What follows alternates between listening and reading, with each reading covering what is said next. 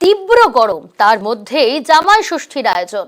সকাল থেকে ষষ্ঠীর প্রস্তুতি। পশ্চিম মেদিনীপুরের ডেবরা, সবং, পিংলায় বাজারে সকাল থেকে মাছ মাংসের দোকানের সামনে দিগ্বিজয়। আজ বাজার দর জানতে চাইবো, কারণ আজ জামাই ষষ্ঠী এবং সেই জামাই ষষ্ঠীর প্রস্তুতিতে কোনো রকম খামতি রাখতে চাইছেন না শ্বশুর শাশুড়িরা।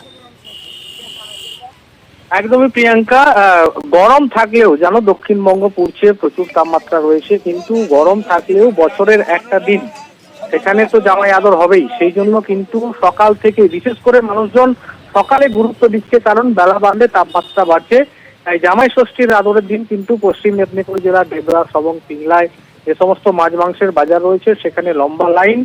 এবং সকলের থেকে যেটা আনন্দের খবর, এই এলাকায় যে এলাকাতে ইলিশ পাওয়া যাচ্ছে, ইলিশ যদিও টাটকা ইলিশ নয়, কিন্তু ইলিশ পাওয়া যাচ্ছে। ইলিশ থেকে, চিংড়ি থেকে, পাবদা থেকে, কাতলা মাছ, এমনকি ফলের দোকানেও ভিড়। কিন্তু মানুষজন সকাল সকাল লম্বা দীর্ঘ লাইন, সেই লাইন দিয়ে কিন্তু তারা কেনাকাটা করছে, কারণ বেলা বাড়লে একটা অস্বস্তি বাড়বে, এখন অনেক ধরনের সমস্যা হতে পারে। তাই জামাই ষষ্ঠীর দিনে জামাই আদর, জামাই আনন্দ করতে সকাল সকাল কিন্তু তারা লাইন দিয়েছে এবং মানুষজনের ভিড় হয়েছে প্রত্যেকটা বাজারে। প্রিয়াঙ্কা, ধন্যবাদ। বাজারে চিংড়া মাছ 1000 টাকা, 900 টাকা, 1300, 1100, 1400। দাম কি একটু বেশি না? না, দাম ঠিক আছে। আজকে লগনসার বাজার তো, তার জন্য দামটা ঠিক আছে।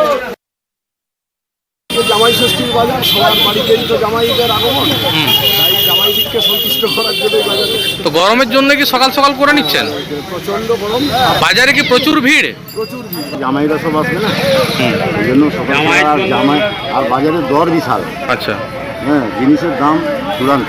তো গরমের জন্য কি সকাল সকাল বাজার করে নিচ্ছেন? এই জন্যই বাজার করে নিচ্ছি। বাজার কি একটু বাড়ান্ত আছে নাকি দাম বেশি? দাম বেশি।